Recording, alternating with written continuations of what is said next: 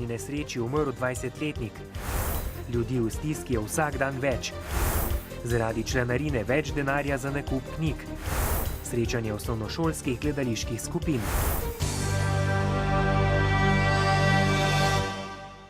Pozdravljeni. Današnji dnevnik začenjamo z vestjo o smrtni nesreči, ki se je sinoči zgodila pri odpravljanju posledic snežne ujme na Pohorju v naselju Rep. Umrl je 20-letnik iz ptujskega podjetja, ki je na pomoč priskočilo Elektru Maribor. Ker kriminalistična preiskava še ni končana, o vzrokih ne želijo govoriti. Neuradno naj bi šlo za električni udar, ki je povzročil zastoj srca. Slišati je, da naj bi bil delavec umrl, ker so v daljnovod prehitro spustili elektriko. Vidno pretresen je sinoči šef podjetja, kjer je bil 20-letnik zaposlen šele 2 meseca, povedal, da se je mladenič sam javil za delo na terenu, da bi pomagal ljudem. Največji problem pa je to, še po cela dneva nič prvo nič najemo, ki ne moreš, kam bo šel, pa nič, da se mantraš delo, še zapravo je to ena človeška napaka. Že v mraku so se namreč monterji odpravili na Bistriško Pohorje, da je na težko dostopnem kraju sredi gozda drevo padlo na električni kabel, pa je Elektro Maribor sporočil domačin, sicer gasilec. Jaz sem tudi bil med tem koncu dol, sem šel včeraj, da sem našel tudi napako v kvaru, da so droti pretrgani. Teda nisem si niti mislil, da bi lahko bilo to, se bo taka tragedija naredila. Kaj se je na terenu dogajalo, za zdaj ni znano, delovodja namreč sinoči ni znal pojasniti, kako je skozi potrgane žice nenadoma stekel električni tok. Ko smo žagali, je nekdo priklopil, ne vem kdo je priklopil, zakaj je priklopil, odkot je to direktiva prišla, da je to lahko priklopil, ker daljnovod je bil v defektu. Ne? In naenkrat se je začel goreti po tleh, po žicah in ta človek je tam, je pač čisto blizu bil, ne? In se dejansko gleda, da so tudi prijel žice. Ne? Čeprav so mu prvi na pomoč priskočili sodelavci in so bili na kraju nesreče že po 10 minutah tudi gasilci z defibrilatorjem, fantu ni bilo več pomoči. Prvo, ko smo delali, smo ga vdolali defibrilator vrne in začeli takoj uživljati na tisto, ko so pa prišli reševalci z Bistrice. Obžalovanje ob tragični smrti je izrazil tudi prvi mož Elektra Maribor. To so heroji sodobnega časa. To so ljudje, ki tvegajo svoje življenje za to, da bi lahko bila zagotovljena oskrba z energijo. Da delavci na terenu izgorevajo za to, da bi čim prej odpravili škodo, prizna tudi sindikalist. Delajo skoraj dobesedno rečem noč in dan. Ne? O kakšni spočitosti, da bi bili spočiti, to sploh ni govora. Kraj nesreče so si danes še enkrat ogledali kriminalisti in delovni inšpektor, ki pa bodo o vzrokih lahko več povedali v prihodnjih dneh, ko bo preiskava, ki vključuje tudi analizo vseh pogovorov med ekipami na terenu, končana. Svojcem umrlega delavca je izrekla sožalje tudi predsednica vlade Alenka Bratušek, ki je z ministrom za obrambo Romanom Jakičem popoldne obiskala Slovenske Konjice in se seznanila s posledicami ledene ujme na elektrodistribucijskem omrežju na tem območju. Danes sta bila še na Notranjskem. Več v nadaljevanju.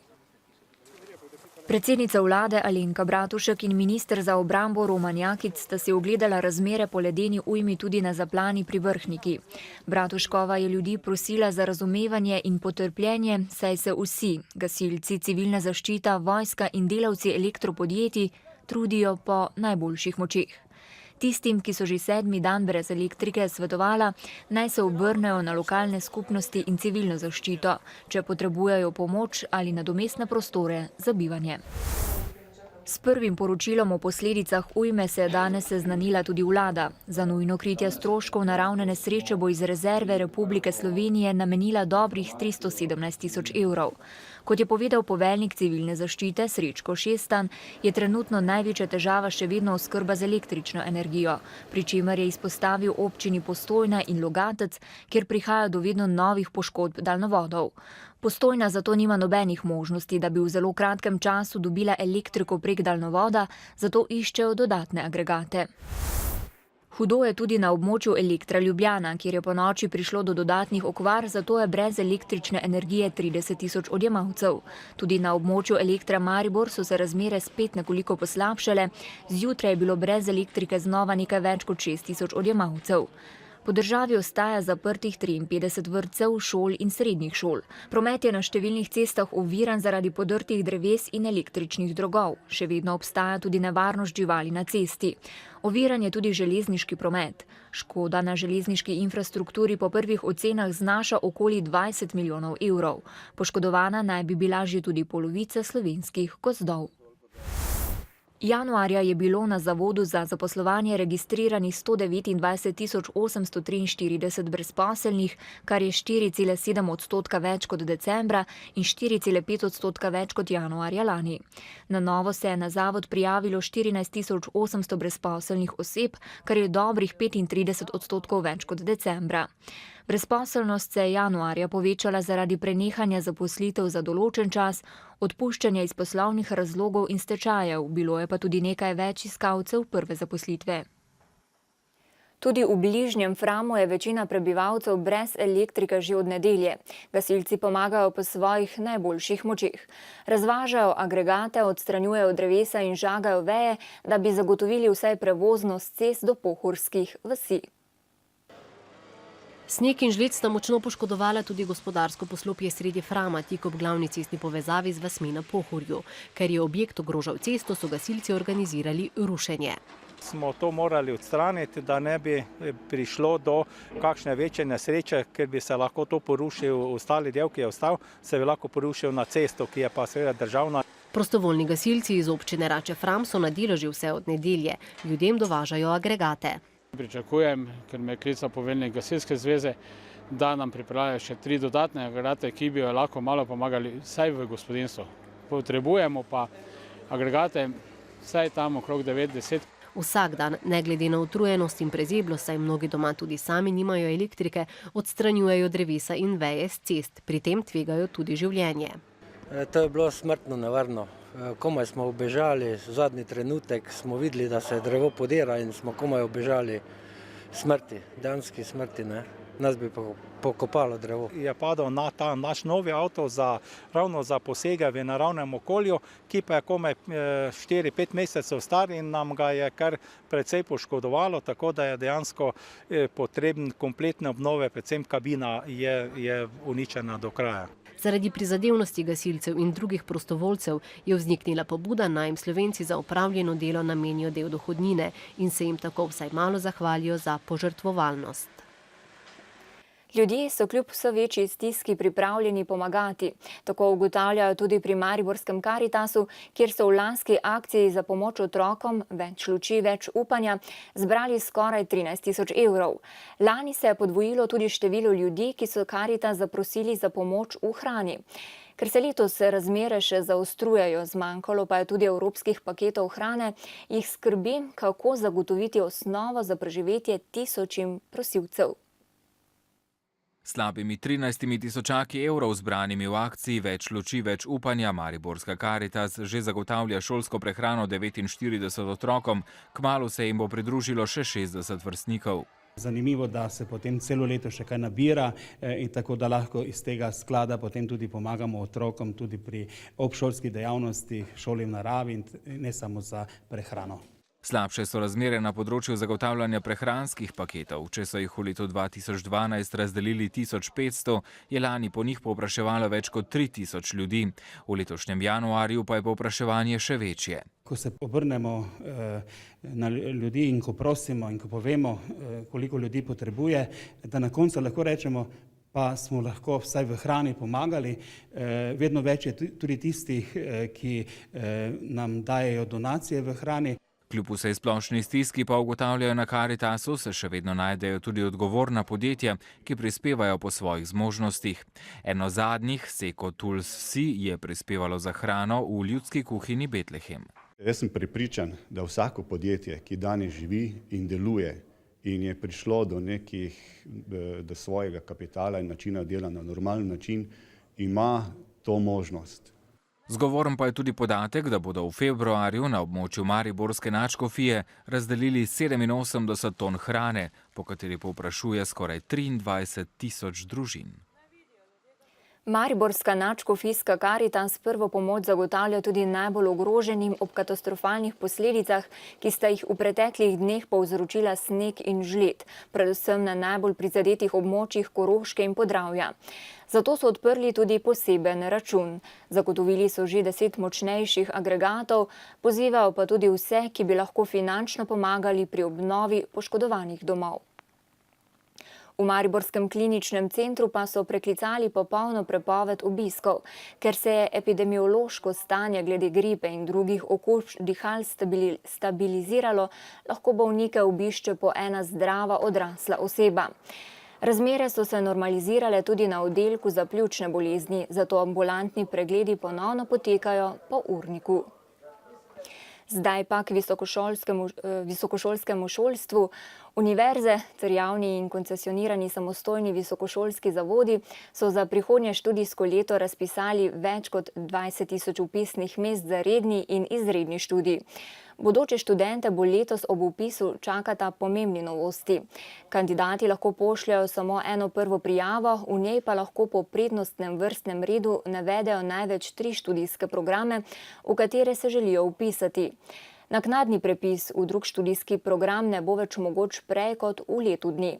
Po novem morajo bodoči študentje prijavo oddati na Ministrstvo za izobraževanje do 5. marca in tole na 2 načina.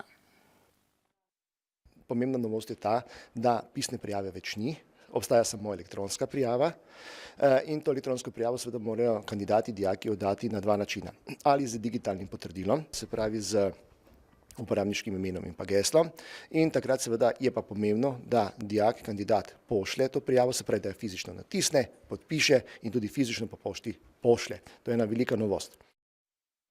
Zaradi manj številnih generacij in socialnega položaja se v zadnjih 5 letih število študentov na Mariborski univerzi zmanjšalo skoraj za tretjino. Posledično tudi ni več čakalnih vrst za bivanje v študentskih domovih. Trenutno imajo na voljo 200 prostih postelj. Na razpis za bivanje v domovih, ki so večinoma prenovljeni in cenejši kot zasebne sobe, pa se lahko študentje prijavijo še jutri.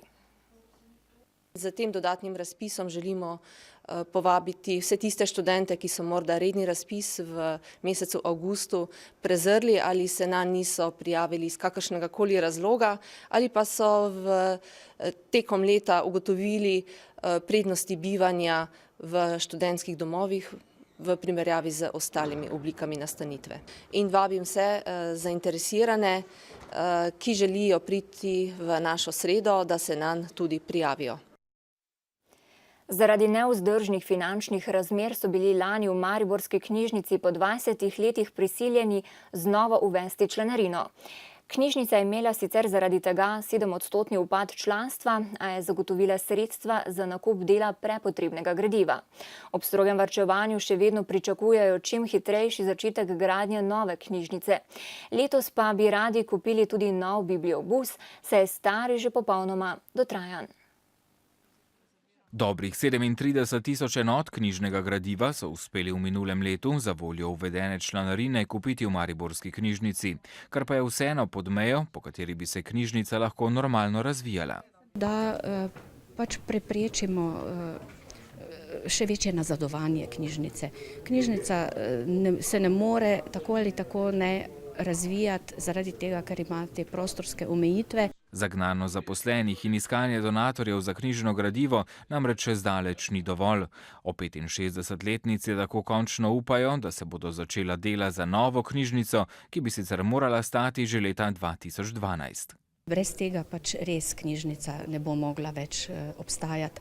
Zagotovimo pravzaprav nek nujen funkcionalni okvir obstoječim vsebinam knjižnice, ki jih s tem pravzaprav šele dobijo en normalen okvir za obstoječe delovanje.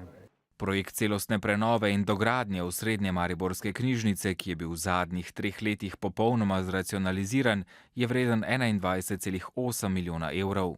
O datumu njenega odprtja pa vodstvo knjižnice zaradi večletne kalvarije sploh več ne upa govoriti. Na mariborski osnovni šoli Leona Štuklja so že 17. pripravili druženje slovenskih osnovnošolskih gledaliških skupin pod naslovom Z odra na oder.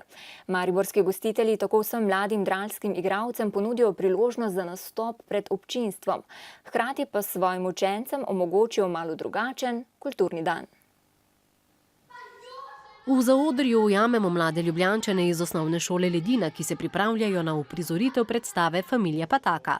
Če nam je to všeč, se mi zdi, da je dobro, da se dokažemo, da pokažemo, kaj znamo, da se izuremo tudi, če bi kdo naprej potem še v življenju kaj takega počel. Meni je osebno najbolj, ko se uživiš v vlogo in ko res zaživiš na odru, ko te gledajo, ko se smejijo. Kaj pa trema? Jaz je osebno nimam dost, ampak po mojem je to strah pred tem, da se osramotiš na odru in da ne doigraš to, ko bi se tebi zdela, da je v redu.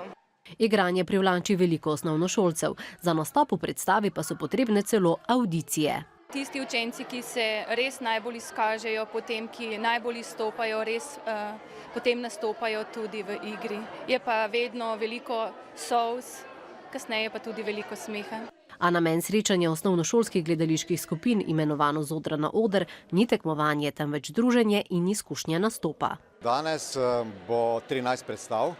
Preko celega dneva sodeluje 12 osnovnih šol iz Maribora, okolice, iz cele Slovenije in pa tudi ena šola iz Madžarske. Kako ti je bila všeč predstava? V redu je bila. Kaj je bilo v redu? Da je bila smešna je bila. Ste se nasmejali? Ja. Takšni kulturni dnevi, ki jih mladi pomagajo soustvariti, pa če igrajo na odru ali ne, jim brez dvoma ostanejo še dolgo v spominu. V Mariborski univerzitetni knjižnici pa so danes ob bližajočem se kulturnem prazniku na ogled postavili del literarne in osebne zgodovine pesnika, pisatelja in novinarja Franceta Forstneriča pod naslovom Kaj smo sanjali in kaj se je dogajalo. Knjižnica je del očetove zapuščine v hrambo predala literatova hči, Večerova novinarka Melita Forstnerič-Hajnšek. France Forstnerič je bil pesnik in pisatelj, pa tudi novinar pri Delu in Večeru. Vse to v 10 vitrinah zaobjame razstava. Na njej najdemo tudi intimno korespondenco z ženo. Drugi vidik je pa ta, recimo, literarna zapuščina, nastajanje pesmi, kako je prečrtal neko pesem, pa jo potem še v nekaj primerkih napisal znova, pa kakšna se potem znajde v pesniški zbirki. Kritičen pogled na dogajanje, hkrati pa tudi zelo občutljiv na dogajanje v mestu, širše v državi. Tako da to je tisto, kar bom rekla, iz tega novinarskega dela me zanimalo. Njegova hčer Melita so pri predaji očetove zapuščine, ki je bila dolgo časa skrita v kovčku pod zakonsko posteljo njenih staršev, obhajala ganotje in veselje.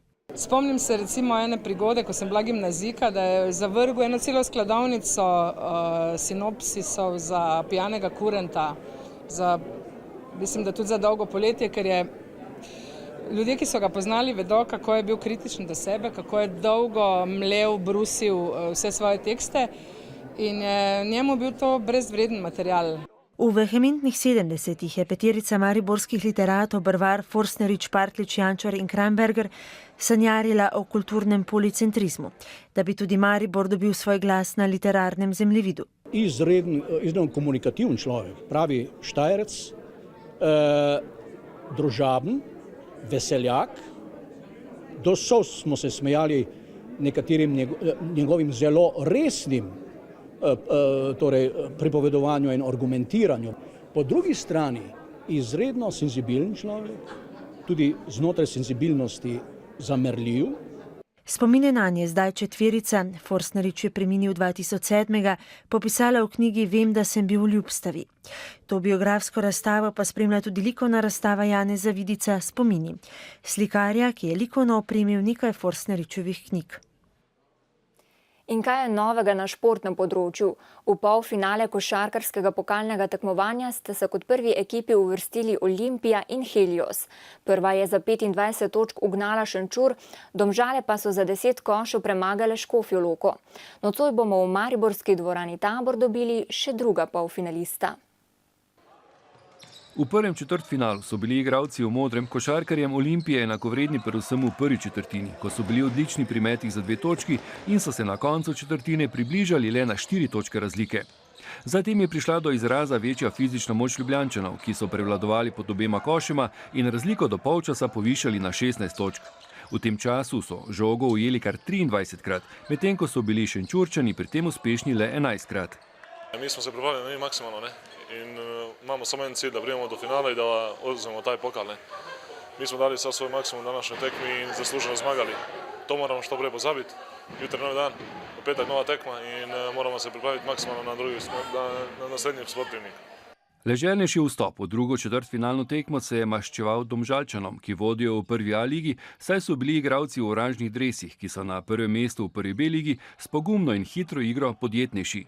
Škofjeločani so se zaustavili v drugem delu druge četrtine, ko so skoraj v celoti zapravili prednost 14 točk. Domžalčani niso popuščali, povedli so po nekaj minutah igre v tretji četrtini. Da končnica tekme ni bila napeta, je s serijo točk poskrbel prvi strelec tekme Majstorović, ki je dosegel 25 točk, ter zunanji igralci Domžal, ki so bili natančni pri metih za 3 točke. Vedeli smo sigurno, da Škofja Loka bo šla v tekmo sproščeno, glede na to, da smo bili mi favoriti pred tekmo. In vse kot pravim, sigurno smo v tem drugi polčas še bolj trdo šli v igro in na koncu tudi zmagali. Po tekmi med Krko in Rogaško, ki ravno kar poteka, bo na finalnem turnirju slovenskega pokala v 20 uri na programu še zadnja četrtfinalna tekma med Hopsi in Grosupljem. Jutri sta v Mariboru na vrsti polfinala, v soboto pa še veliki finale. Pri mednarodnih novicah smo. Papežev motocikel Harley Davidson, ki ga je Frančišek dobil junija v dar od motorističnih navdušencev, je danes na dobrodelni dražbi v Parizu dosegel ceno 210 000 evrov, kar je 10krat več od izklicne cene. Denar bo predan mednarodni organizaciji Caritas. Sedaj pa v Turčijo. Turški parlament je potrdil novi zakon o internetu, za katerega kritiki pravijo, da gre za nov napad premijeja na svobodo izražanja, dostop do informacij in raziskovalno novinarstvo. Zakon še razširja že tako stroge omejitve na svetovnem spletu, ki so bile uvedene zakonom iz leta 2007, zaradi katerega se Turčija po cenzuri na internetu uvršča v bok Kitajski. Zakon namreč vladni agenciji za telekomunikacije omogoča blokado dostopa do spletnih strani brez odobritve sodišča, če kršijo zasebnost ali če gre za žaljivo vsebino. V Atenah poteka konferenca o novi strategiji Evropske unije za Jadransko-jonsko regijo. Tako se končuje javno posvetovanje in se začenjajo formalno-pravne strategije. Ta bo temeljila na 4 stebrih: spodbujanju inovativne morske in podmorske rasti, povezovanju regije, ohranjanju zaščiti in izboljšanju kakovosti okolja ter povečevanju privlačnosti celotne regije. V Atenah je tudi slovenski zunanji minister Karel Erjavec. Japonski tehnološki velikan Sony je ob napovedi o izgubi v višini dobre $1 milijarde v tekočem poslovnem letu sporočil, da se bo umaknil s trga osebnih računalnikov in obenem zmanjšal skupno število zaposlenih za 5000. Z ukinitvijo delovnih mest naj bi podjetje letno prihranilo okoli $1 milijarde. V New Yorku pa so se znova pomerili v teku na vrh Empire State Buildinga. 1576 stopnic oziroma 86 nadstropij je najhitreje premagal 25-letnik, ki je za pot potreboval 10 minut in 6 sekund. Slabi 2 minuti je bila počasnejša najhitrejša ženska, Avstralka, ki je zmagala že 5. Stopnicami se je borilo 430 tekačev iz 15 držav. Na mednarodno vesoljsko postajo je prispelo rusko vesoljsko tovorno plovilo Progress. Tja je poleg običajnih zalog goriva, hrane, pitne vode in kisika prineslo tudi deževnike in zlate ribice, ki so namenjeni znanstvenim poizkusom. Na vesoljski postaji na višini več kot 410 km trenutno delajo 3 ruski kozmonavti ter 2 Američana in Japonec. Ob koncu še vremenska napoved. Jutri bo na vzhodu pretežno jasno, drugod bo zmerno do pretežno oblačno. Predvsem v hribovitih krajih zahodne Slovenije bo občasno rahlo deževalo, nad okoli 900 metri pa rahlo snežilo. Topleje bo, pihal bo okrepljen jugozahodni veter. Zvečer se bodo padavine na zahodu okrepile in v noči na soboto razširile nad vso Slovenijo. Meja sneženja se bo prehodno še dvignila. V soboto dopoldne bodo padavine postopno ponehale, v nedeljo bo oblačno. Občasno bo deževalo, pogosteje v zahodni polovici Slovenije. Popoldne bodo padavine oslabele in ponekod ponehale. Upajmo, da se bodo vremenske razmere kmalu umirile, čeprav prihodnje dni na območju Notranjske in Primorske grozijo še poplave. Znova nasvidenje v večernih novicah ob 20.